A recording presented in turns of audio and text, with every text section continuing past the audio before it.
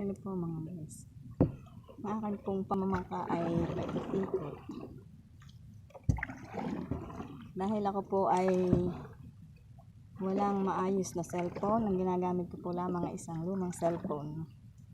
2018 pa po. Ako po ay malapit na sa Sabangan.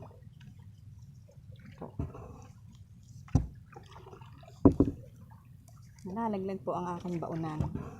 Lagi po ako may baunan. Ito po ay lagayan ng aking cellphone. Pag umulan po, binabalot ko ng plastic. Tama-tama po ang panahon at hindi po siya ganun kainit. Maulap. Kaya maganda po ang pagpunta sa Sabangan.